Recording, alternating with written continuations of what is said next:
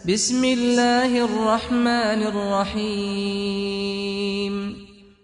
Izin saya share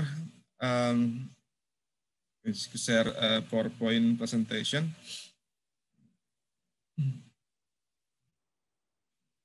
Bisa dilihat ya, Bang Egy? Bisa Pak, tinggal di slideshow. Siap. Jadi judul nilai-nilai keadilan Al-Quran. Sebetulnya topiknya disesuaikan dengan saya dari panitia. Memang saya kerja sebagai dosen di Fakultas Hukum UI sejak tahun 96. Sebagai advokat, sebagai pengacara sejak tahun 99 bersama Persatuan Advokat Indonesia dan juga Dewan Pengacara Nasional. Memang pekerjaan sebagai dosen fakultas hukum dan advokat memang sehari-hari bagaimana hukum berjalan dalam kenyataan. Tidak semua seindah warna aslinya. Kadang adil, kadang tidak adil. Kadang hukum hanya ada di dalam kitab-kitab hukum saja, teks-teks buku hukum, namun tidak benar-benar mewujud dalam keseharian. Atau ayat yang paling populer bicara masalah keadilan ya tentunya surat An-Nisa ayat 135. Billahi minasyaitonirrajim. Ya ayyuhalladzina amanu kunu qawwamina bil qisti syuhada'a lillahi walau ala anfusikum awil walidaini wal aqrabin in yakun ghaniyan aw faqiran fallahu a'lama fala tattabi'u hawa an ta'dilu wa in tal'u aw tu'ridu fa innallaha kana bima ta'maluna khabira. Surat An-Nisa ayat 135. Nah, maknanya adalah wahai orang-orang yang beriman, jadilah kamu orang-orang yang benar menegakkan keadilan. Jadi saksi karena Allah, biarpun terhadap dirimu sendiri ataupun ibu bapamu dan kaum kerabatmu. Jika dia kaya atau miskin, maka Allah lebih tahu kemaslahatannya. Maka janganlah kamu mengikuti hawa nafsu karena ingin menyimpang dari kebenaran. Dan jika kamu memutar balikan kata-kata atau enggan menjadi saksi, maka sesungguhnya Allah adalah Maha mengetahui segala apa yang kamu kerjakan.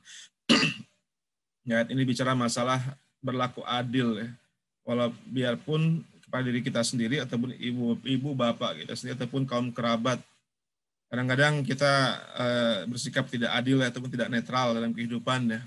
Kita memberi kesaksian yang menguntungkan keluarga kita walaupun keluarga kita salah kadang-kadang ya. Atau kita mungkin dalam kehidupan sebagai dosen, atau staf pengajar, atau dalam pekerjaan, kadang pilih kasih gitu. Kita mendahulukan kalau ada di antara mahasiswa adalah kerabat kita atau dosen kita memberikan privilege kepada yang bersangkutan, karena anak saya nih, kerabat saya nih, ponakan saya nih, dan sebagainya. Jadi janganlah kita mengikuti hawa nafsu karena ingin menyimpang dari kebenaran. Juga kalau jadi saksi atau sesuatu hal sampaikanlah kebenaran walaupun pahit ya. Saksi tidak hanya di pengadilan, bisa dalam seluruh lapangan kehidupan. Kemudian ayat yang juga populer banyak sebenarnya terkait dengan keadilan. Surat Al-Maidah ayat 8. A'udzubillahi minasyaitonirrajim. Ya ayyuhalladzina amanu kunu qawwamina lillahi syuhada'a bil qist. Wala yajrimannakum sana'anu qaumin 'ala alla ta'dilu. I'dilu huwa aqrabu littaqwa. Wattaqullaha innallaha khabirum bima ta'malun. Wahai orang-orang yang beriman, jadilah kamu sebagai penegak keadilan karena Allah. La syuhada bil qis wala yajrimannakum, dan jangan sekali-kali kebencian kamu kepada suatu kaumin ala alla ta'dilu, membuat kamu berlaku tidak adil. I'dilu huwa aqrabu littaqwa. Berlaku adilah, karena adil itu berdekat kepada takwa, dan bertakwalah pada Allah, sungguh Allah Maha teliti terhadap apa yang kamu kerjakan. Ini pun satu tantangan kehidupan ya, para teman-teman sekalian ya. Karena kadang-kadang kita diskriminatif ya, kalau sudah terkait masalah sara, suku, agama, ras, antar golongan dan sebagainya. Kalau kita dalam posisi harus memberikan penilaian, memberikan judgement, kita kadang-kadang mendahulukan kelompok kita, walaupun mungkin dari segi prestasi lebih rendah. Sementara orang yang di luar kelompok kita jadikan nilainya rendah karena dianggap ini bukan golongan saya. Karena mungkin dalam kasus di kampus, di sekolah, kalau seagama sama dia, satu suku sama dia, bahasanya sama, dapat nilai lebih baik kadang-kadang. Kalau sukunya minoritas, atau oposisi secara politis diberikan nilai yang buruk. Ini Allah tegaskan supaya i'dilu wa aqrabu littaqwa. Berlaku adilah karena itu lebih dekat kepada takwa. Ini kasus-kasus keseharian ya para ibu bapak, para ahlul Quran. Ini kasus yang terjadi bulan Februari ini, bagaimana keadilan itu berkenyataan sosial tidak begitu mudah diupayakan ya.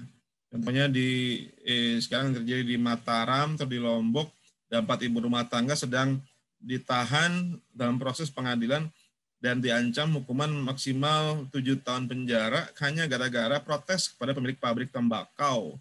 Mereka melempar atap pabrik, lempar dengan batu. Ini ibu rumah tangga dan 2 diantaranya punya bayi, punya balita dan menyusui dari balik penjara. Ini membuat masyarakat umum jadi murka karena kasus-kasus yang besar di negara ini tidak semua berujung di pengadilan. Tapi kasus-kasus yang kecil, saya tidak mengatakan ini kasus yang receh, tidak ya. Tetap ibu rumah tangga ini salah.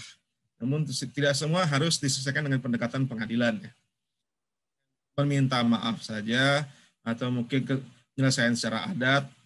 Bisa juga disebut keadilan restoratif, bukan keadilan yang tidak semua harus dengan pendekatan pengadilan.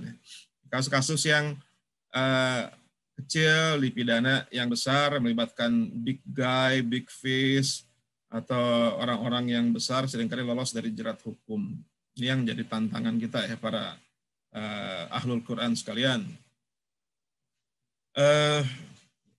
Juga kasus lain yang terjadi tahun 2011 tahun lalu di Palu, di Pulau Palu jauh sebelum tsunami dan gempa di Palu, seorang siswa SMP kelas 3 itu mengambil sendal jepit, mencuri sendal jepit Rp30.000.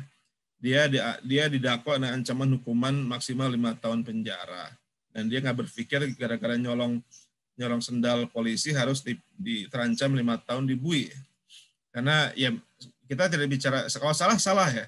Mencuri bagaimanapun salah. Mencuri itu salah. Namun tidak semua harus berujung di pengadilan. Mereka yang dicuri hanya sendal jepit. Ini ya minta maaf ataupun ganti kerugian, selesaikan secara adat, itu juga suatu penyelesaian. Tidak semua harus berujung di pengadilan. Nah, banyak kasus-kasus yang lebih besar malah tidak pernah sampai ke pengadilan. Karena menurut data yang kami pelajari, isi penjara itu terutama penjara anak, atau sekarang namanya lebih disebut lembaga pembinaan khusus anak, nggak lagi digunakan istilah lapas ataupun istilah penjara, udah digunakan buat anak. Hampir sebagian besar anak-anak yang berhadapan dengan hukum itu adalah anak-anak yang miskin, yang keluarganya berantakan, yang tidak punya akses secara politik, secara ekonomi, secara sosial. Karena kalau dia anak orang kaya, kalau dia anak dari penguasa atau punya akses pada parpol, dia mungkin nggak akan pernah sampai ke pengadilan, nggak akan semua bisa selesai secara adat.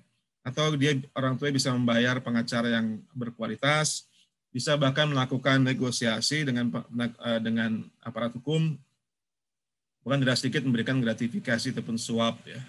Jadi sebagian besar yang masuk penjara adalah mereka yang miskin, tidak punya akses pada sumber daya keuangan, politik, dan juga sosial. Itu dan sama dengan di Amerika Serikat, 70% narapidana di Amerika Serikat adalah warga minoritas kulit hitam yang miskin, broken home. Jadi dia dibesarkan oleh orang tua tunggal, sebanyakan seperti itu. Nah, ketika dia punya uang, punya akses, dia kulit putih, dia menengah ke atas, dia tidak harus sampai ke pengadilan ya. Ada bentuk penyelesaian yang lain. Termasuk kalau kita ingat kasus Black Lives Matter ya. Black Lives Matter yang terjadi tahun lalu di Amerika Serikat pasca kekerasan polisi kepada George Floyd di Minneapolis, negara bagian Minnesota, itu terjadi karena orang hitam selalu menjadi sasaran kekerasan dari pihak kepolisian di Amerika Serikat, sehingga menimbulkan aksi-aksi anti-rasialisme.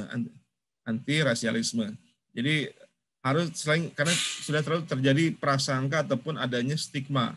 Penjahat itu selalu orang hitam, selalu minoritas, sama seperti stigma yang lahir kepada teroris, terus dianggap itu selalu berwajah Arab atau dari daerah Timur Tengah, bernama-nama khas nama-nama Islam dan sebagainya, walaupun kenyataan tidak seperti itu ya.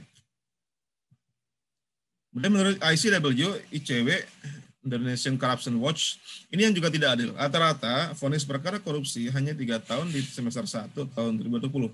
Di tingkat pertama, pengadilan negeri dari 838 perkara korupsi itu bisa disidik oleh KPK, oleh Kejaksaan, ataupun oleh polisi. Vonisnya 2 tahun 11 bulan saja. Kemudian pengadilan tinggi di tingkat banding 62 perkara, rata-rata 3 tahun 6 bulan saja. Di tingkat peninjauan kembali, 8 perkara yang disidangkan dengan rata-rata vonisnya 4 tahun 8 bulan saja. Kalau kita bayangkan para ahlul Quran sekalian, sekarang kan sedang terjadi mega korupsi di Indonesia. Yang paling besar sekarang adalah kasus Asabri, kemudian kasus Jiwasraya, kasus AJB Bumi Putra, kasus bantuan sosial, kasus BPJS juga besar, nilainya di atas triliunan semua. Tingkat kerugian negara luar biasa, sampai level triliunan. Tapi vonisnya tuntutannya tidak tinggi dan juga masih banyak orang-orang yang tidak didakwa. Tidak, karena hukum kadang-kadang seringkali memang tidak adil. Jadi dia selektif siapa yang harus dituntut, siapa yang didakwa, siapa yang dipidana, seringkali berbeda orangnya. Ataupun tidak mewakili keadilan dalam masyarakat. Kasus yang lain, Nenek Minah, mungkin kasus yang paling populer juga, seorang nenek yang divonis hanya gara-gara mengambil 3 butir coklat, 3 butir kakao ya, di daerah Banyumas ya. Ini pun jadi kasus-kasus yang menarik. Kemudian Harun Masiku yang jadi buronan kasus korupsi, sampai sekarang masih buron. Konon ada selingkuh dengan aparat, dilindungi oleh oknum aparat. Baswedan juga vonis untuk penyiramnya sehingga dia mengalami cacat permanen matanya. Ini yang divonis hanya 1 tahun penjara ya. Untuk kurang dari 2 tahun penjara untuk terdakwa penyiram air keras pada Novel Baswedan. Sekarang kita kembali pada Al-Quran. Saya mengutip tulisan di Al-Mubarak. Terdapat beberapa istilah untuk mengindikasikan kata adil. Beberapa adil dalam Al-Quran itu bisa disebut lain, kadang-kadang disebut bilqis dengan qis ataupun istiqamah, wasat, nasib, hisa, mizan.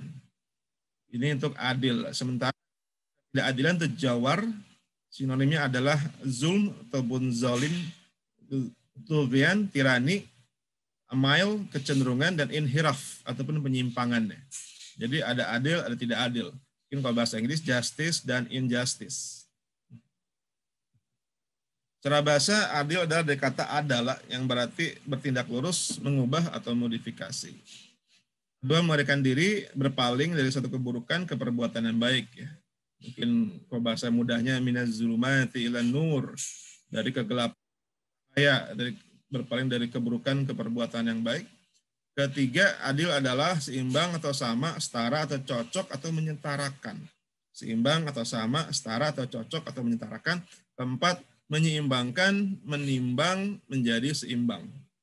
Menyeimbangkan, menimbang menjadi seimbang, ini pengertian dari adil. Kemudian, adil juga sebagai kesetaraan atau keseimbangan digunakan dalam arti menyeimbangkan sesuatu dengan yang lain. Bisa juga maknanya bisa secara kualitatif maupun kuantitatif. Mana yang pertama merujuk pada prinsip abstrak kesetaraan yang berarti setara di hadapan hukum atau kepemilikan hak yang sama. Dalam bahasa hukum adalah equality before the law, alias persamaan di hadapan hukum. Orang itu harus dianggap sama di hadapan hukum ya. Sehingga itulah mungkin beberapa kawan-kawan belakangan juga protes ya terhadap kasus kerumunan-kerumunan. Kenapa untuk Habib Rizik ya kerumunannya di proses pidana, sementara untuk untuk penguasa dan kerumunan juga di tempat lain tidak diproses. Jadi orang meminta kesetaraan ataupun keadilan. Ya.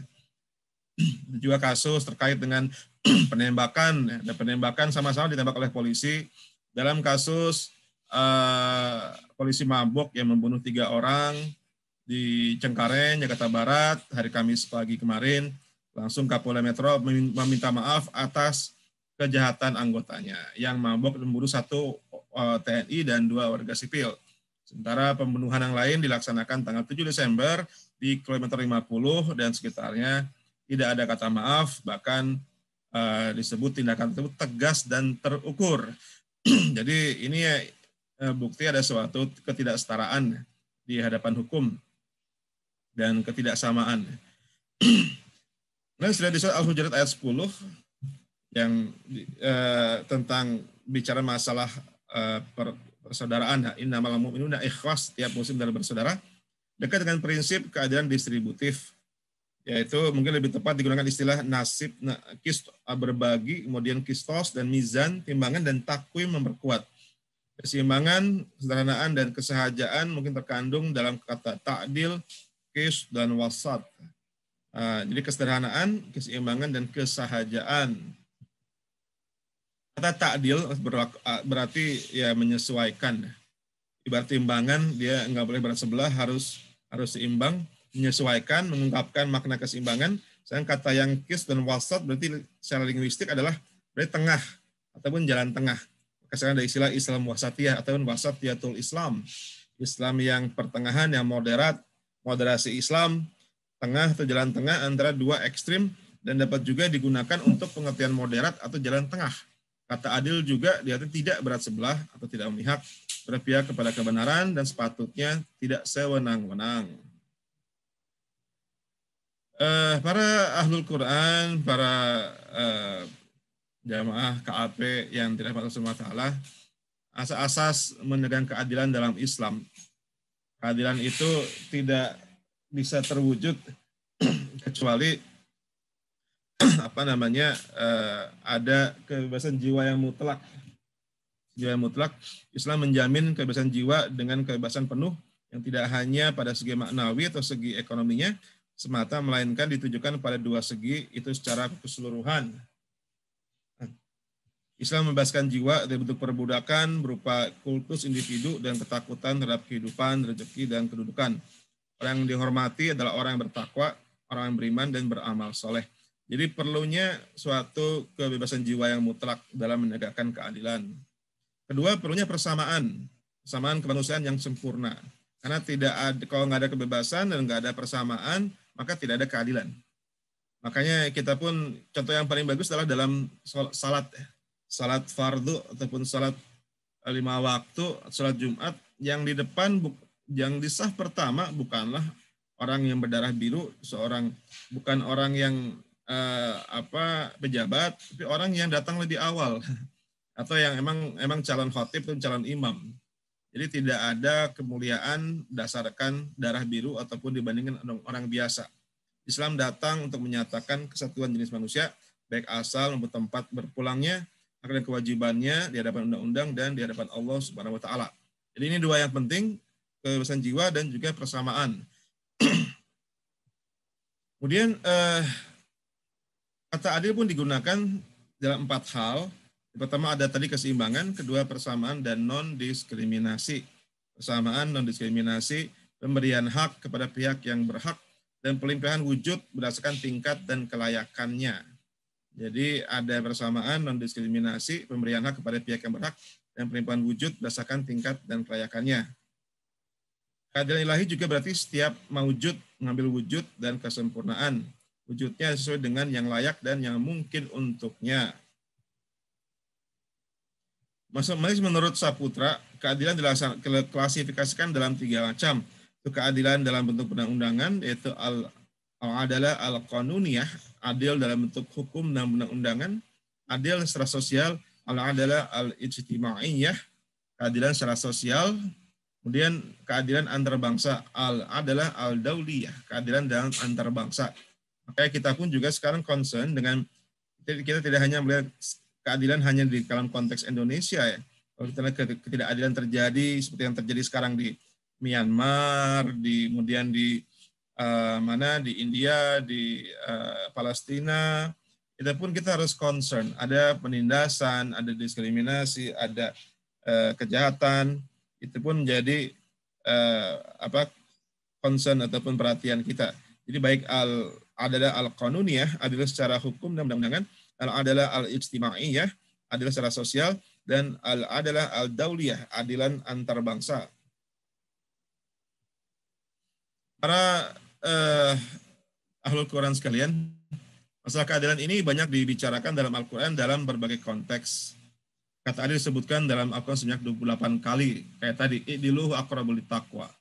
Kemudian Al-Qis disebutkan 25 kali. Di surat An-Nisa 130 bicara masalah bil suhada abil qist. 25 kali bicara qis, 20 kali bicara adil. Kemudian baik dalam kata kerja ataupun fi'il maupun kata benda isim.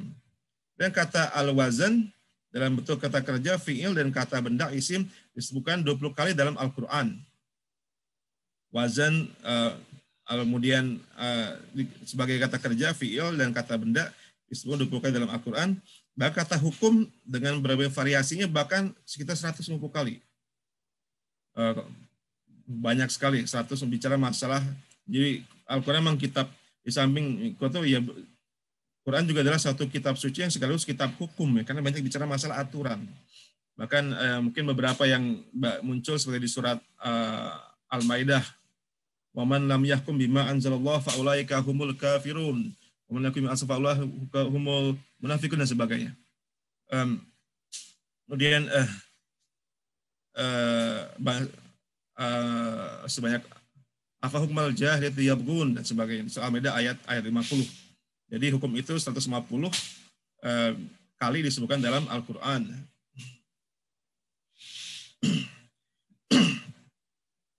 Kemudian adil secara etimologis atau secara akar bahasa adalah tengah atau pertengahan. Itu sinonim dengan wasat yang adanya timbul kata pelaku atau isim fa'il yang diartikan dari bahasa Indonesia menjadi wasit. Kita kan sekarang istilah wasit ataupun referee ada wasit yang artinya adalah penengah ataupun orang yang ada di tengah-tengah yang mensyaratkan sikap keadilan. Jadi ada wasit, kemudian ada al-wasit berarti penengah, pengantara, pemimpin pertandingan sepak bola disebut wasit. Ataupun bukan sepak bola, mungkin wasit pertandingan ya bulu tangkis, tenis dan sebagainya pun disebut sebagai wasit. Kalau kita bicara secara umum, secara filsafati, ya sebelum Al-Quran turun pada Rasulullah abad ke-6, abad ke-7, abad ke-6 Masehi, Plato bicara masalah ide keadilan. Dia bicara masalah ide polis, bahwa batasi dirinya pada kerja dan tempat dalam hidup yang sesuai dengan panggilan kecakapan dan kesanggupannya. Jadi ya dia sesuai dengan proporsinya. Adil itu dapat diterapkan dalam komunitas negara ideal. Dalam negara ideal itu ada yang namanya peraturan disebut sebagai nomos. Di dalamnya ada partisipasi tentang gagasan kebijakan yang keadilan yang pada gilirannya berperan serta dalam gagasan kebajikan. Adil identik dengan gagasan kebaikan. Aristoteles terkenal dengan kesamaan numerik dan kesamaan proporsional. Menurut dia, adil itu ada keadilan yang distributif dan keadilan yang korektif. Ya, distributif dan keadilan yang korektif. Dan masih menurut Aristoteles, adil itu adalah mesti dipahami dalam pengertian kesamaan. Ada sameness dan juga ada equality. Keadilan distribusi menurut Aristoteles berfokus pada distribusi honor, kekayaan, dan barang-barang lain yang sama-sama didebarkan dalam masyarakat. Sementara keadilan korektif berfokus pada pembetulan sesuatu yang salah. Jadi kalau bersalah ya dihukum. Kalau berprestasi yang mendapatkan rewards. Kalau salah yang mendapatkan punishment. Jadi ada 3 jenis keadilan menurut Aristoteles.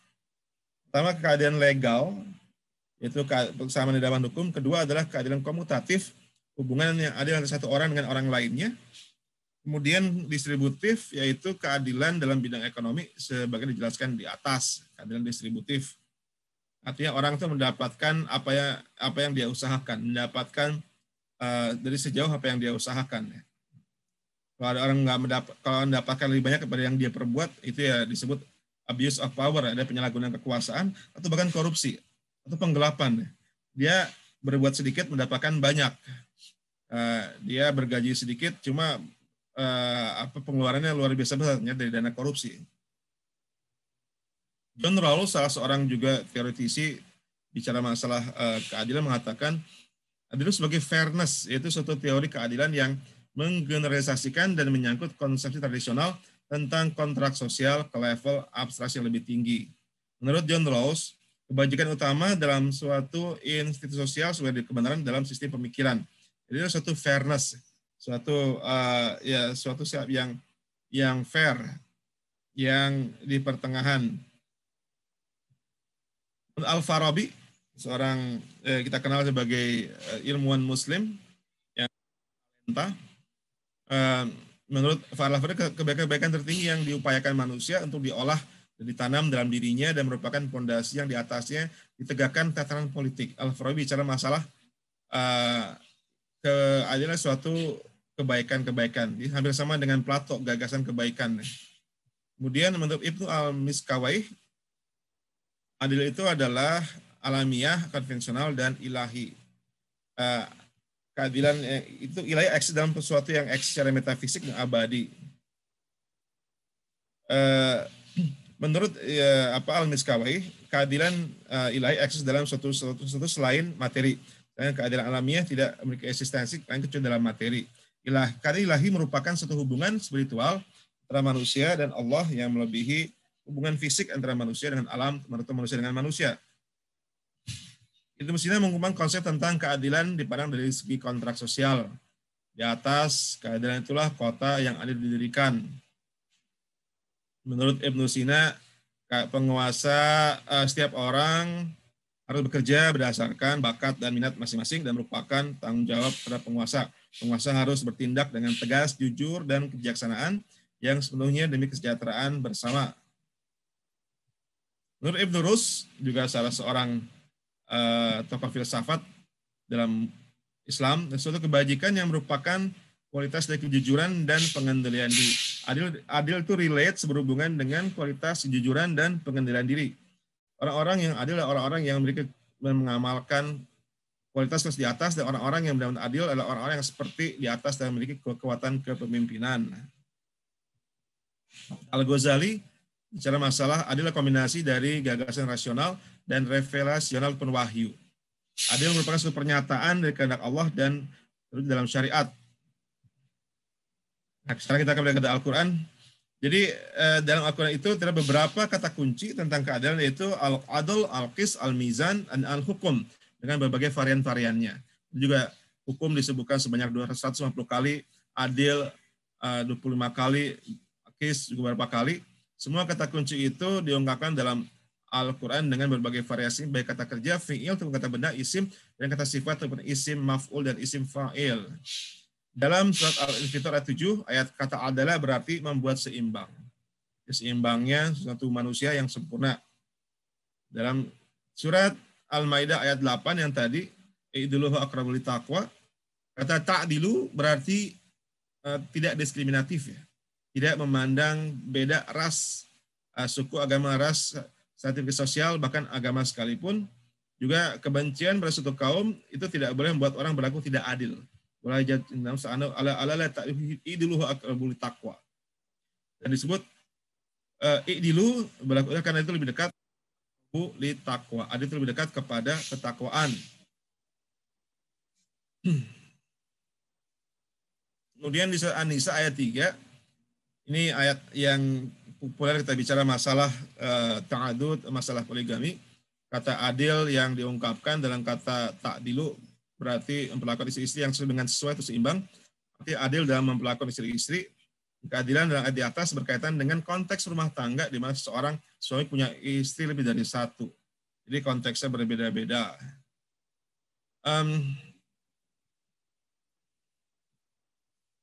Para jamaah KB sekalian yang dirahmati Allah Subhanahu wa taala. Jadi intinya keadilan itu menurut Agustami ada keadilan hukum, ada keadilan sosial ekonomi. Jadi tadi adalah al-qanuniyah, al-adalah al-ijtimaiyah, juga adil secara hukum, adil secara sosial. Kemudian ini soal 58 contohnya. A'udzubillahi minasyaitonirrajim. Innallaha ya'murukum an tu'addul amanati ila ahliha wa idza hakamtum bainan nasi an tahkumu bil 'adl. Innallaha imma ya'izukum bih. Innallaha kana sami'an basira. Sungguhnya Allah menyuruh kamu menyampaikan amanat kepada yang berhak. Ya'murukum an tu'addul amanati ila ahliha. Jadi ini dalam segala hal ya. Kayak bantuan sosial itu tidak boleh dikorupsi. Amanahnya ke rakyat yang jadi korban pandemi COVID-19. Jangan dipotong 10% buat kantong pribadi. Ini tidak amanah. Atau amanah hakim harus adil. Ini dalam kasus Ketua Mahkamah Konstitusi ini malah menerima gratifikasi, suap dari pihak tertentu untuk memenangkan kasus yang ditanganinya dalam sengketa daerah misalnya, pemilihan anggota legislatif. Ini tidak amanah. Kemudian innallaha ni'ma ya'izukum bih innallaha kana sami'an basira. Allah menyuruh kamu menyampaikan amanat kepada yang berhak dan menyuruh kamu mengambil menetapkan hukum di antara manusia supaya kamu menetapkan dengan adil. Berikutnya tentang keadilan sosial ya, ataupun social justice atau al-adalah al-ijtimaiyah. Dalam soal Al-Hujurat ayat 13 disebutkan a'udzubillahi minasyaitonirrajim. Ya ayuhan nasu inna khalaqnakum min dzakari wa untha wa ja'alnakum syu'uban wa qabaila lita'arafu inna akramakum indallahi atqakum innallaha alimun khabir. Ini juga ini satu acuan ya kalau kita bicara tentang hak asasi manusia.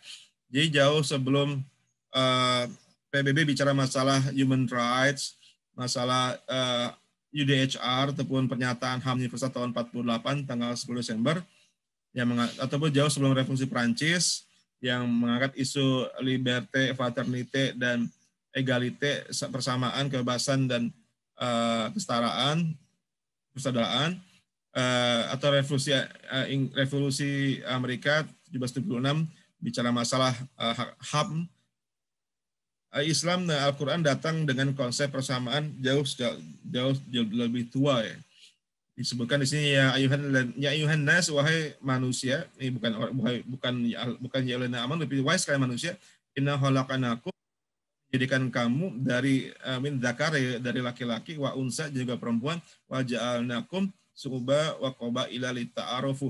Itu untuk saling bertaaruf, berkenalan, lita'arufu. Inna akramakum, sesungguhnya yang paling mulia si Allah adalah indal atqakum, orang yang paling bertakwa. Innallaha alimun khabir. Sesungguhnya Allah sangat mengetahui dan maha besar dan maha mengetahui apa yang Allah kerjakan. Jadi inna akramakum indallahi atqakum, sesungguhnya yang paling mulia di Allah bukan orang yang paling kaya, bukan ras Arab saja atau bukan kulit putih saja, bukan orang yang kaya saja, bukan orang yang pendidikan tinggi, tapi orang-orang yang paling dekat ketakwaannya. Ini yang disebut paling mulia. Inna akramakum indallahi atqakum. Ini konsep keadilan luar biasa yang dipersembahkan oleh Allah melalui Al-Qur'an ya.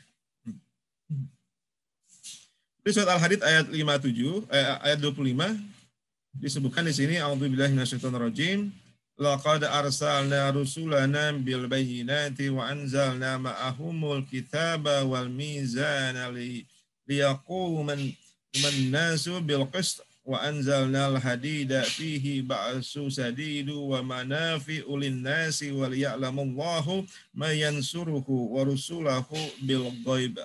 Innallaha qawiyyun aziz. Al-Hadid ayat 25. Artinya adalah sesungguhnya kami telah mengutus rasul kami dengan membawa bukti-bukti yang nyata dan telah kami turunkan bersama mereka Alkitab dan neraca atau keadilan supaya manusia dapat melaksanakan keadilan. Jadi yang tujuan diturunkannya Al-Quran adalah untuk juga menegakkan keadilan. Dan kami menciptakan besi yang daripadanya terdapat kekuatan yang hebat, maka nama surat Al-Hadid ya, dan berbagai manfaat bagi manusia supaya mereka mempergunakan besi itu dan supaya Allah mengerti siapa yang menolong agamanya dan rasul-rasul hanya pada Allah yang tidak dilihatnya alas goib. Supaya Allah maha kuat lagi maha perkasa. Al-Hadid ayat 25. Jadi kita memang punya diperintahkan untuk melaksanakan keadilan. Berikutnya, ini mungkin contoh yang paling konkret kalau bicara masalah keadilan para ahlul Quran sekalian adalah hadis dari Aisyah yang sangat populer kalau bicara masalah keadilan ya. Di mana di hadis ini disebutkan sungguhnya orang-orang Quraisy mengkhawatirkan keadaan atau nasib wanita dari Bani Makhzumiyah yang kedapatan mencuri. Mereka berkata, siapa yang bisa melobi Rasulullah SAW? Mereka akan menjawab, tidak ada yang berdiri kecuali Usamah bin Zaid dicintai oleh Rasulullah SAW. Usamah pun berkata dan melobi negosiasi dengan Rasul untuk meringankan dan membebaskan si perempuan tersebut dari hukuman potong tangan supaya tidak kena hukuman jinayah, tidak kena hukuman hudud karena dia perempuan dari Bani Makhzumiyah yang mencuri. Coba lobby deh Rasulullah, kata Rasul mau meringankan hukumannya.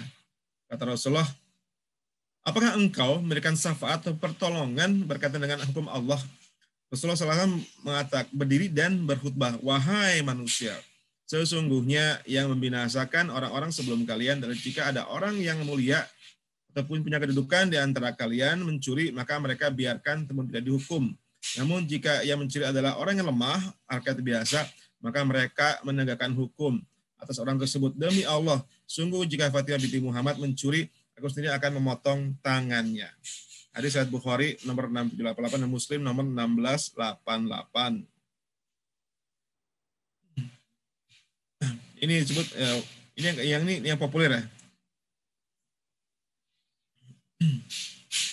Allahu anna Fatimatu binti Muhammad sarakat aqta'tu yadaha. Jadi seandainya Fatimah binti itu sarakah mencuri, kata Rasulullah, laqta'tu yadaha. Seandainya Fatimah binti Muhammad mencuri, aku sendiri akan memotong tangannya. Jadi ini bukti tentang kesetaraan ataupun persamaan di hadapan hukum. Jadi tidak dari Bani Quraisy, tidak Bani yang lain, tidak anaknya Nabi, tidak anaknya orang biasa, kalau bersalah ya harus dihukum ya. Ini namanya prinsip justice, adil, dan juga kesamaan di hadapan hukum ya. Sekarang di Indonesia barangkali ada pertanyaan terkait dengan pedang atau pisau itu kadang-kadang lebih ke atas, lebih tajam ke bawah, tapi tumpul ke atas. Pedang itu kalau untuk memotong kasus, memotong orang-orang yang tidak punya akses kekuasaan lebih gampang ketimbang untuk pisau ke atas tiba-tiba tumpul. Maka ada yang lebih disebut ada istilah tebang pilih kasus, tebang pilih yang ketika terkait dengan kekuasaan, mandek orang-orang yang lemah atau orang-orang yang bagian di oposisi, maka mudah sekali hukum itu berjalan. Ini yang misalnya kalau merujuk kasus ini semua jadi acuan yang penting ya, bahwa kata Rasulullah, demi Allah sungguh jika Fatimah binti Muhammad mencuri, aku sendiri akan memotong tangannya. Itu aja barangkali para ahlul Quran sekalian, para coach sekalian terkait dengan nilai-nilai keadilan dalam Al-Quran. Intinya begitu banyak nilai-nilai keadilan Al-Quran yang kita perhatikan tadi, entah dengan menggunakan kata adil ataupun mizan atau qis ataupun istiqamah ataupun hukum, itu semua more and less kurang lebih bicara masalah keadilan deh, dengan varian-variannya. Dan dalam tradisi Islam kita masih ingat bagaimana ketika Sayyidina Ali, Khalifah Ali bin Abu Thalib juga semua khalifah Islam itu mereka sangat berlaku adil ya. Bahkan adil juga anti korupsi. Kalau kita lihat kasus-kasus anti korupsi, bagaimana Khalifah Umar bin Abdul Aziz menerima keluarganya dan dia mematikan lampu minyaknya. Ini urusan negara, urusan keluarga, urusan pribadi, bukan urusan negara, bukan urusan umat, urusan keumatan boleh pakai lampu minyak. Kalau urusan keluarga dimatikan, dia tidak mau dianggap melakukan abuse of power atau penyalahgunaan kekuasaan. Juga saya ingat bagaimana Khalifah Umar bin Khattab yang dia menyaksikan seorang ibu yang sedang menggoreng ataupun menanak nasi, itu sesungguhnya hanya batu ya, karena untuk menenangkan anaknya yang sedang nangis karena mereka kelaparan, seolah-olah menanak nasib padahal tidak. Maka dia sendiri yang kemudian tergopoh-gopoh datang ke Baitul Mal dan membawa gandum, menggotong gandum untuk si ibu dan keluarganya yang kelaparan. Dia walaupun dicegah oleh para pengawalnya mengatakan biar saya yang membawanya. Kata Khalifah Umar bin Khattab, tidak, ini tanggung jawab aku karena aku adalah pemimpin mereka gitu. Jadi itu jadi tanggung jawab itu lahir dari kesadaran dan lahir dari keadilan, dan adil itu adalah kalau kita refer entah yang disampaikan oleh Aristoteles ataupun dalam gagasan para sarjana muslim sama, itu adil adalah gagasan tentang kebaikan yang utama ataupun kebaikan yang agung, lalu berangkat dari kejujuran, persamaan, dan juga kesamaan di hadapan hukum. Demikian bisa kami sampaikan, yang benar datang dari Allah, yang hilaf semata-mata karena khilafan kami pribadi. Semoga ada manfaatnya buat kita sekalian. Barangkali bisa dilanjutkan dengan ngobrol, atau kalau tidak saya kembalikan kepada moderator. Wassalamualaikum warahmatullahi wabarakatuh. Waalaikumsalam warahmatullahi wabarakatuh. Terima kasih banyak Pak Heru, jazakallahu khairan katsir untuk pemaparan materinya yang mengenai keadilan dari konsep Islam, pemikir Islam maupun juga pemikir Barat, dan juga contoh-contoh real praktek keadilan yang dilakukan oleh para sahabat dan juga umat-umat Islam, generasi tabiin, tabiin seterusnya. Insya Allah setelah ini kita akan mengadakan tanya jawab. Barangkali sudah sempat tadi melihat ada yang duluan di chat sebelum nanti ada yang raise hand. Sudah ada satu ya tadi yang di chat dan juga satu di raise hand. Saya bacakan. Assalamualaikum warahmatullahi wabarakatuh. Izin bertanya Ustadz, bolehkah kita mencari hikmah diaturnya hukum waris dalam Islam? Bila ada, apakah hikmahnya? Apakah dulu di zaman Rasulullah SAW ada pengacara? Ini mungkin dua pertanyaan dari satu orang yang sama. Silakan Pak Heru untuk hikmah diaturnya hukum waris, dan mungkin dulu ya apakah ada ini ya kuasa hukum barangkali ya pengacara. Waris itu memang seringkali disalah sikapi ya. Beberapa hukum Islam ataupun tradisi Islam yang sering disalah sikapi oleh masyarakat luas. Kalau kita belajar di Barat, mereka biasanya Islam itu dipandang sederhana. Kalau saya kenalan ketika di luar negeri, ayu Muslim, kamu Muslim ya? Berarti kamu bisa kawin lebih dari 1 orang dong. Kamu nggak makan babi. Jadi orang memahami Islam kadang-kadang sederhana. Ya, hanyalah nggak makan babi dan boleh kawin lebih dari 1 orang, boleh poligami. Yang ketiga, waris perempuan lebih sedikit pada waris laki-laki. Jadi itu yang dipahami sederhana oleh orang-orang di Barat. Nggak usah di Asia pun begitu ya. Saya sekolah di Thailand, ayu Muslim, berarti kamu nggak makan babi dan kamu tidak, berarti kamu boleh kawin dengan banyak istri. Itu yang orang ketahui tentang Islam. Mereka tidak memahami Islam konsep keadilannya, kebersihannya, persamaannya, anti kekerasan, anti penindasan, perlawanan kepada ketidak, itu tidak dipahami. Apalagi memang fakta sosial menunjukkan banyak justru negara-negara Muslim sekarang malah banyak yang cenderung lebih miskin. Negara-negara kalau kita lihat lebih korupsi. Ini yang membuat akhirnya orang-orang tidak terlalu yakin dengan Islam karena dianggap Muslim tidak mencerminkan negara-negara paling korup dunia sebagian negara-negara Muslim. Negara-negara miskin bagian negara-negara miskin juga ya, Bangladesh dan negara-negara, beberapa negara Muslim memang kaya tapi juga tapi dalam hal lain juga ternyata pemerintahannya juga tidak adil ya. Kembali tentang pertanyaan tentang faraid tadi, masalah mawaris, memang kenapa waris diatur secara langsung dalam Al-Quran, termasuk pembagiannya yang bahkan di Indonesia sudah diatur dalam kompilasi hukum Islam. Kompilasi hukum Islam walaupun belum ada undang-undangnya. Lain kompilasi hukum Islam, karena memang waris itu masalah keperdataan, dianggap masalah ranah privat. Undang-undang perkawinan aja yang lahir tahun 74 lahir dengan penuh perjuangan ya.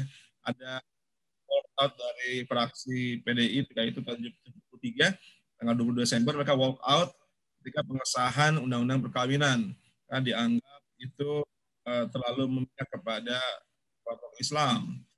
Dan waris sampai sekarang belum ada undang-undangnya, melainkan hanya di Kompilasi Hukum Islam. Karena memang susah mengatur ranah waris. Apalagi di Indonesia pun berlaku hukum waris adat, hukum waris perdata barat juga. Dan tidak ada kewajiban hukum nasional untuk harus melaksanakan waris secara hukum Islam saja. Tapi memang hikmahnya adalah kenapa pembagian waris dalam Islam itu spesifik. Ada waris perempuan beda dengan waris laki-laki, kemudian waris tentang prioritas utama dalam waris, apa disebut sebagai asubah binafsi dan sebagainya. Juga ada yang tertutup karena ada anak, ada cucu dan sebagainya, itu pun juga diatur secara luar biasa. Membuktikan Islam itu memang suatu kitab hukum. Al-Quran kitab hukum yang tidak sekedar suatu firman Allah, tapi suatu kitab hukum ya, mengatur secara komprehensif, yang juga tidak jadi kurang, kemudian juga dalam praktek-praktek sunnah Rasulullah SAW, sunnah, hadis, kemudian ada kias, ijma para ulama, semakin memperjelas konsep waris dalam Islam. Jadi memang untuk memahami waris itu memang kita tidak bisa secara memahami tentang Islam juga ya. Nah, karena kalau kita tidak belajar Islam memahami, kita bisa mengatakan Islam tidak adil. Al-Quran tidak adil, sebagian laki-laki lebih besar daripada bagian perempuan. Kemudian tapi kan juga tidak sempurna itu ya. Termasuk dalam hal jinayah atau dalam pidana juga tidak serta-merta terjadi kisos. Kalau seseorang membunuh orang lain maka langsung dibalas bunuh juga. Ada istilah blood money atau ada diat, bisa dengan membayar tebusan, dengan membayar denda dan sebagainya. Artinya ada banyak kebijaksanaan. Tidak semua otomatis mendapatkan sesuai dengan hukumannya. Dilihat dulu bagaimana rasanya, situasinya dan sebagainya. Karena ampun juga tidak melihat, karena orang mencuri gara-gara lapar itu beda dengan orang mencuri karena ingin mencuri ya, karena hobinya mencuri, atau dia bukan orang yang lapar, dia nggak mau hidupi keluarganya, tapi itu sangat dipertimbangkan keadilan dalam baik keadilan substansial maupun keadilan yang sifatnya distributif, substantif itu juga dirujuk dalam Islam. Jadi memang jelas banyak sekali hikmah yang terkandung dalam aturan tentang mawaris atau tentang warid, yang itu hanya bisa pemahaman terhadap akidah Islam secara jelas, wadih dan juga sahih. Kalau kita akan merujuk pada pemikiran orang-orang di barat atau orang di lokal yang juga tidak adil. Al-Quran itu disebut bias gender, diskriminatif, atau bahkan ada yang mengatakan ada hadis-hadis misogini. Mendengar istilah hadis misogini, yang karena banyak kalangan tentang para aktivis pro dengan kajian feminis yang liberal mengatakan hadis-hadis itu misogini karena perawi hadis sebagian besar laki-laki. Kemudian ditafsirkan dengan pendekatan patriarki dan pendekatan ala laki-laki, disebut male bias. Maka mereka mengatakan di hadis yang ini terkait dengan masalah poligami, dengan masalah penciptaan perempuan dari tulang rusuk, tentang kesaksian laki-laki perempuan itu berbeda dan sebagainya. Demikian, Bang Egy. Coach yang ini Pak Heri. Ada kuasa hukum di zaman Rasul, Coach? Mungkin bahasa bukan kuasa hukum ya, tapi mungkin lebih sebagai ada yang namanya arbiter, ya, mungkin perantara, ada wasit juga ada juga istilahnya ya negosiator kayak hadis tadi, ada juru bicara pada Nabi. Ini kan sebenarnya dalam bahasa sekarang barangkali semacam kuasa hukum ya. Kalau ngomong ke Nabi, sebetulnya Nabi bisa merendahkan hukum perempuan dari nggak harus dipotong tangan gara-gara mencuri. Jadi ada juru bicara. Jadi termasuk juga dalam hal jadi termasuk dalam pengelolaan zakat ya. Amil zakat pun ada. Orang bisa berzakat melalui amil zakat melalui baitul mal, dan jadi perantara zaman dulu, walaupun mungkin tidak disebut sebagai al-muhami itu ya pengacara ya.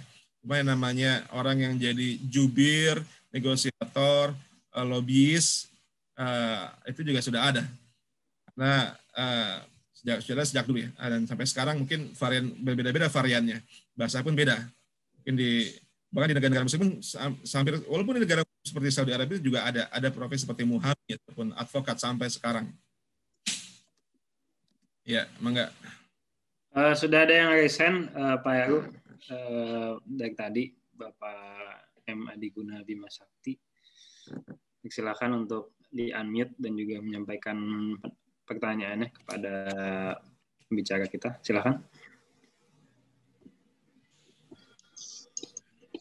Assalamualaikum warahmatullahi wabarakatuh. Waalaikumsalam. Wah, ini Hakim nih, Hakim. Jadi gini Pak, Jam berapa di Jayapura? izin sebelumnya. Iya Pak, di Jayapura Pak. Yeah. Sebelumnya izin dulu Pak. Jadi gini kan, Silakan. ini saya mau cerita satu kondisi dulu ya. Jadi ini kondisi real yang saya alami sekarang. Kan kalau di Jayapura itu kan kita wilayah hukum kita kan satu Papua Pak, dari mulai Papua Barat sampai Papua kan. Nah itu banyak banget ada suku-suku di pedalaman yang tanah-tanahnya mungkin itu diambil sama pemerintah atau diambil sama pihak swasta, kemudian mereka gugat. Nah ketika mereka gugat itu misalnya contoh ya, mereka gugat terus mereka hasilnya nggak puas gitu, akhirnya mereka sering melakukan penyerangan ke kantor. Nah beberapa kasus itu kita sering berunding nih Pak nih antara para hakim, karena kita majelis kan. Ini kita selain mempertimbangkan aspek keadilan, sebetulnya kita juga ada mempertimbangkan aspek keselamatan diri Pak. Yeah. Jadi gini Pak, kalau kita teorinya kan gini ya, kalau di surat An-Nisa ayat 135 kan ya ayyuhalladzina amanu kunu qawwamina bil qisti syuhada'a lillah walau ala anfusikum. Jadi walaupun kita melawan diri sendiri itu kita harus bersikap adil gitu. Walau ala anfusikum awil walidaini wal aqrabin iyakun ghaniyan aw faqiran. Jadi walaupun yang kita hadapi itu orang miskin atau orang kaya atau bahkan diri kita sendiri atau bahkan orang tua kita, itu kan kita harus bersikap adil. Teorinya seperti itu. Tapi dalam kondisi nyata di lapangan itu terkadang kita menghadapi satu situasi di mana kita juga harus mencari apa ya? Ya itu tadi, akhirnya kita bersepakat, oh ya sudah, kita bawa saja perkara ini sesuai dengan apa yang kondisi yang ada gitu, real. Itu beberapa enggak sekali saya temukan Pak. Jadi kadang-kadang jadi kadang perlu dipahami juga kondisi-kondisi yang seperti itu. Saya juga nggak ngerti nih Pak gimana cara menyikapinya. Karena kan kita punya ini ya Pak. Misalkan dalam satu majelis itu kan ada 3 orang. Nah kalau satu orang berbeda nih, misalnya saya berbeda nih, saya nggak sepakat karena dari konsep keadilan nggak seperti itu harusnya. Akhirnya kan saya bisa dissenting opinion kan. Nah itu kan ada sarananya sebetulnya. Tapi di satu sisi saya juga mikir gitu loh, ketika saya mengambil keputusan yang seperti itu bisa mencelakakan jiwa kita masing-masing gitu loh di antara majelis. Baik, sudah ditangkap. Ya, makasih Mas Adiguna Bima Sakti. Silakan Pak Yagu. Atau ada satu lagi yang mengeskan tadi? Mau sekalian atau mungkin saya jawab dulu pagi. Ya silakan. Ya, makasih pertanyaan dari Pak Hakim Adiguna Bima. Ini mungkin kasus real di lapangan ya, di PTUN ya, Hakim PTUN. Karena memang Indonesia itu sangat majemuk ya, apalagi Papua tentunya muslim banyak tapi juga minoritas. Minoritasnya mungkin muslim jadi pendatang ya, kemudian juga penduduk asli mungkin di daerah Kepala Burung ya. Tapi ya memang tidak hanya di Papua, di banyak tempat di Indonesia memang hukum itu memang kadang-kadang tidak bisa dilaksanakan secara positif ataupun secara normatif saja. Terus melihat juga sisi sosial, budaya dan juga politik ya. Apalagi tadi sebagai disampaikan Pak Hakim Bima tadi, memang bisa backlash, bisa mencelakakan sang pemutus juga. Ada kasus hakim yang dibunuh di Flores gara-gara dianggap di beberapa tahun lalu juga hakim dibunuh di Putus Sibau di Kalimantan Barat karena ada para pihak yang tidak puas dengan vonis dari sang hakim.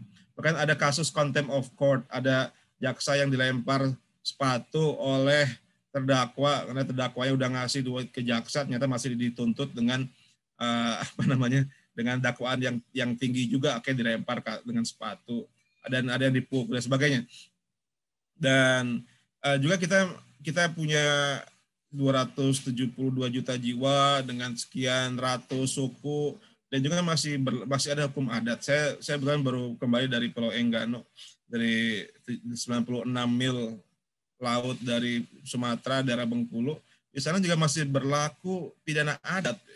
Artinya tidak semua diproses. Apalagi yang jadi masalah adalah yang menarik, Enggano itu sangat jauh dari Pulau Sumatera. Dia harus terbang 40 menit ataupun naik kapal sekitar 12-13 jam, dan nggak punya pengadilan negeri, nggak punya pengadilan agama, tidak punya apalagi PT-UN harus di Kota Bengkulu. Jadi dia untuk bersidang tuh harus ke Kabupaten Bengkulu Utara, yang dia perlu perjalanan sekitar 14 jam atau 15 jam, dan juga perlu duit yang tidak murah.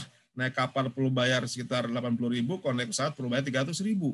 Nah, orang berperkara susah karena masalah jarak dan masalah kendala geografis. Belum masalah keselamatan. Karena sebagian orang tidak percaya dengan hukum ala negara, ada yang lebih nyaman dengan pendekatan adat atau pendekatan ala sosial budaya. Jadi memang ya untuk memahami Anisa ayat 135 tadi, bahwa memang harusnya ya menegakkan keadilan bilqis, kemudian jangan sampai juga kesaksian secara adil. Kan di lapangan memang kita melihat dulu konteksnya ataupun kasusnya ya, karena ya tidak hitam putih ya, tidak hitam putih. Tapi intinya mungkin prinsip utamanya adalah berlaku adil. Adil, kalaupun ada varian-variannya, ada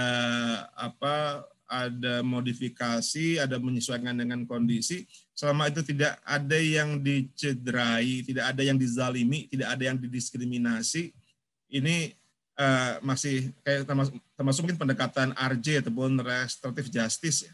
Di Indonesia ini kan susah untuk melahirkan keadaan restoratif, karena kadang-kadang pihak korban atau pihak yang cenderung nggak terima kalau sang pelaku atau tersangka pelaku tidak dibawa ke meja hijau. Semua harus ke meja hijau.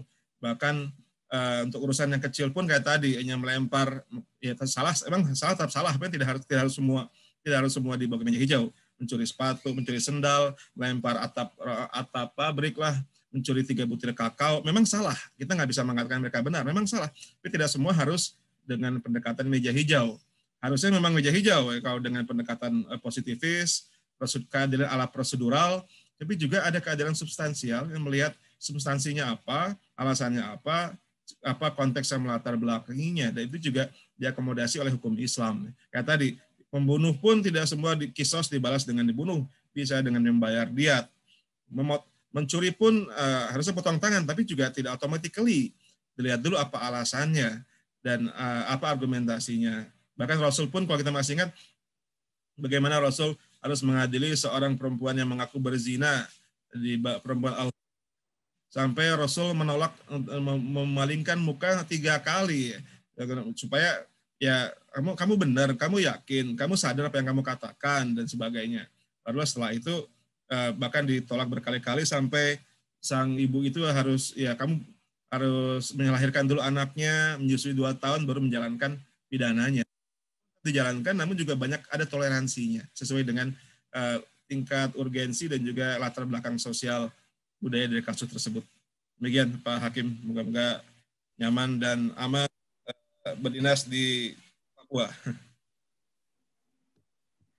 Amin. Amin. Ya, Pak Heru izin, ini masih ada beberapa pertanyaan, dan Masya Allah bagus-bagus pertanyaannya, semuanya bagus-bagus. Dapat kabar hanya bisa sampai jam 8.15 ya Pak Heru ya? Nggak apa-apa deh, nggak apa. Bisa udah bilang panitia yang lain. Iya, siap. Barangkali saya ingin ada satu lagi, barangkali ada yang mau mau bertanya langsung, silakan bagi netizen netizen, jamaah atau sahabat Berita Al-Quran sekalian. Kalau tidak ada saya lanjutkan di chat ya. Mungkin nanti ada beberapa pertanyaan yang kebetulan sudah dijawab juga ya di presentasinya. Saya sempat melihat tadi penjelasan Pak Heru ya. Ada. Dari Ibu Rosika dari Tangsel, izin bertanya, produk hukum yang saya ketahui di Indonesia banyak diambil dari hukum Barat. Bagaimana mata kuliah hukum yang dipelajari di kampus dihubungkan dengan hukum Islam? Apakah selaras atau ada yang bertentangan? Ini mungkin pengalaman ya Pak Heru ya di kampus, khususnya di FAUI. Silakan. Mungkin yang kita tidak harus memikirkan dari mana asalnya ya. Yang penting adalah kontennya bagus atau tidak ya. Jadi karena Islam sendiri kan agama yang memang terbuka untuk hikmah-hikmah ya. Dan ada ajaran kalau hikmah itu adalah harta benda milik kaum muslimin, kalau emang baik ya itu bagian dari hak kita juga untuk mendapatkannya. Walaupun di orang-orang non-muslim atau orang-orang yang bahkan tidak beragama ya, karena kebaikan itu ada di mana-mana ya.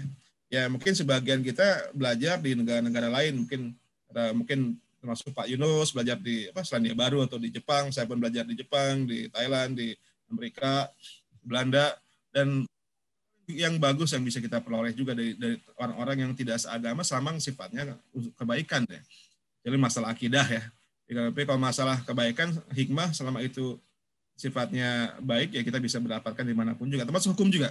Hukum-hukum yang berasal dari Barat tidak seluruhnya buruk juga ya.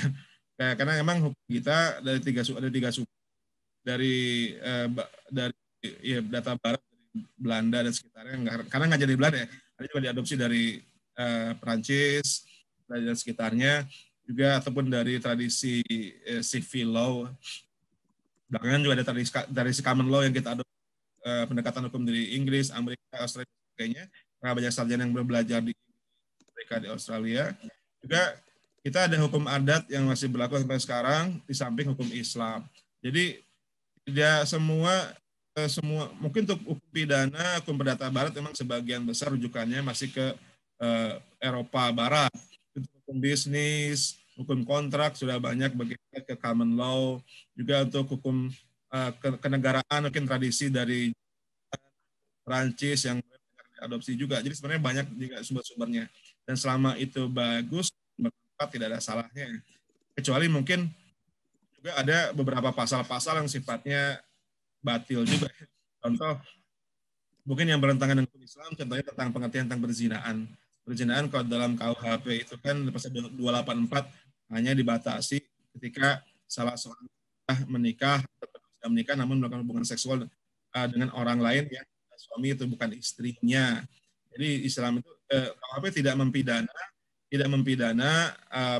suka sama suka untuk menikah, tidak dipidana, tidak mempidana antar pasangan sama jenis pun kaum LGBT itu tidak diatur kecuali salah seorangnya sudah dewasa dengan seorang anak di bawah umur misalnya. Jadi memang ada hal yang mungkin bertentangan dengan hukum Islam. Bagian besarnya justru relate dan akomodatif, tergantung. Saya kira tergantung konteks kontennya yang bagus bisa kita adopsi. Ya, kalau tidak ya kita buang dan kita lakukan masih. Dan ini makanya perlu ada semacam mujahadah ataupun tadi supaya ada al-adilah al-qanuniyah, keadilan di bidang undang-undangan. Maka perlu ada teman yang masuk menjadi politisi dan perjuangkan produk hukum yang lebih bernuansa keadilan dan berjuang melalui legislatif ataupun juga di eksekutif. Termasuk kawan-kawan yang jadi hakim ini kita sangat angkat jempol ya, Bang Bima dan kawan-kawan, karena ini wilayah yang sangat krusial. Semakin banyak kaum muslimin menjadi hakim, jaksa, polisi, mudah-mudahan akan semakin melahirkan keadilan. Jika perlu orang-orang yang berani sekaligus adil, dan ini makanya kita sangat dorong ya, di samping orang-orang yang sudah lama bergerak di bidang-bidang lainnya. Demikian, Bang Egy. Ya, tadi masih nyambung sama, terima kasih Ustaz atas penjelasannya. Sudah ada pertanyaan yang cukup mirip tadi, mungkin sekalian Pak Heru. Ya, Kuma. dengan yang di Indonesia ya, ini selain waris dan pernikahan, hukum Al-Quran apa saja yang sudah diadopsi sebagai hukum positif di Indonesia? Ini tadi nyambung ya? Ya. Memang belum banyak yang diadopsi. Kebanyakan hanya masalah keperdataan, walaupun nggak semuanya juga. Kecuali yang ada jinayah, hanya di Provinsi Aceh. Itu namanya Nanggro, Aceh Darussalam, sekarang ya Aceh saja. Ada konun di Aceh, juga ada konun jinayah, pidana Islam yang berlaku hanya di Aceh saja. Ada berlaku untuk maisir, untuk judi, untuk zina, untuk berdua-duaan bukan mahram, juga untuk termasuk untuk musahakoh lesbian dan juga untuk kaum homoseksual ya. Itu berlaku hanya di Aceh, kanun jinayah yang memang sebagian menyambut dengan berkah, sebagian anti ya. Tapi ya, selebihnya di Indonesia yang sudah paling tua mungkin undang-undang perkawinan, walaupun nggak disebut sebagai undang-undang Islam, cuma banyak mengadopsi nuansa Islam, yaitu adanya aturan tentang pasal 3 undang-undang perkawinan orang bisa menikah lebih dari satu selama ada syarat-syarat yang harus. Kita pun juga mengadopsi dari nilai Islam. Kemudian juga batas usia pernikahan juga yang belakangan direvisi. Dulu 11 tahun, 16 tahun, belakangan MK menjadi 11 tahun, baik laki-laki dan perempuan. Juga tahun 89 ada Undang-Undang Pelajaran Agama nomor 7 tahun 89. Juga belakangan ada Undang-Undang Perbankan Syariah tahun 2008, Undang-Undang Zakat tahun 99, yang kedua tahun 2011 perubahannya, Undang-Undang Wakaf tahun 2004, Undang-Undang Sukuk ataupun obligasi syariah tahun berapa lupa saya, Undang-Undang SBSN, Berharga Syariah Negara. Lalu ada juga Undang-Undang Pengelolaan Haji, Pengelolaan Keuangan Haji, dan alhamdulillah belakang juga ada Masyarakat Ekonomi Syariah, KNKS dan sebagainya. Jadi sebenarnya sudah cukup banyak yang diatur. Bahkan kita sekarang punya sejak tahun 91 ada Bank Muamalat, kemudian sekarang ada Bank Syariah Indonesia melakukan merger dari 3 bank syariah BUMN. Juga ada aturan tentang BMT, BPR Syariah, itu sudah ada sejak awal 90-an. Jadi sebenarnya untuk wilayah keperdataan, untuk wilayah hukum ekonomi sudah banyak yang diatur. Bahkan tahun 91 ada kompilasi masalah keperdataan, perorangan, kekeluargaan, waris dan sekitarnya, yang juga jadi rujukan untuk hakim-hakim di Pengadilan Agung yang mengatasi perkara-perkara terkait dengan tadi NTCR, nikah, talak, cerai rujuk, waris, wakaf, dan belakangan ada tambahan amanat itu untuk perbankan syariah juga. Jadi cukup banyak sih, dan tapi memang untuk hukum publik atau hukum pidana hanya so far terbatas hanya di Aceh. Demikian. Satu lagi kali Bang Egy, saya harus mau pindah ke grup sebelah. Oh iya, ini betul Pak Yago, ada Masya Allah banyak pertanyaan-pertanyaannya. Ini izin dikumpulkan ya pertanyaan-pertanyaannya, yang beberapa yang belum dijawab. Nanti akan ditanyakan, minta jawaban ke Pak Yago via chat. Dan mudah-mudahan bisa disampaikan kembali ke netizen sekalian dengan bahasa yang insya Allah baik dan informatif ya. Ini terima kasih sekali lagi, syukran jazakallahu khairan katsir Pak Yago ya atas kesempatannya memberikan ini ya pencerahan buat kita dan juga netizen sekalian, sahabat Berita Al-Quran. Mudah-mudahan kita dengan kajian kita kali ini mendapatkan banyak sekali hikmah ya, dan juga pencerahan, dan juga insya Allah mendapatkan ilmu yang bermanfaat tentang keadilan dalam perspektif tadi ada Al-Quran dan Sunnah. Contoh-contoh yang diutarakan ya dalam hadis ya tadi oleh Pak Heru, mudah-mudahan kita bisa juga mengamalkan ya dalam kehidupan kita sehari-hari, minimal dari diri kita, keluarga kita, dan juga mudah-mudahan masyarakat dan juga bangsa dan tanah air dan juga seluruh dunia dan seluruhnya ya, mudah-mudahan mendapatkan keadilan di sisi Allah Subhanahu wa taala.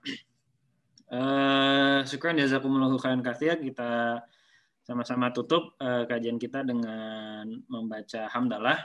Alhamdulillahirabbil alamin. Istighfar, astagfirullahaladzim, astagfirullahaladzim, astagfirullahaladzim. Sempurnakan dengan doa penutup majelis.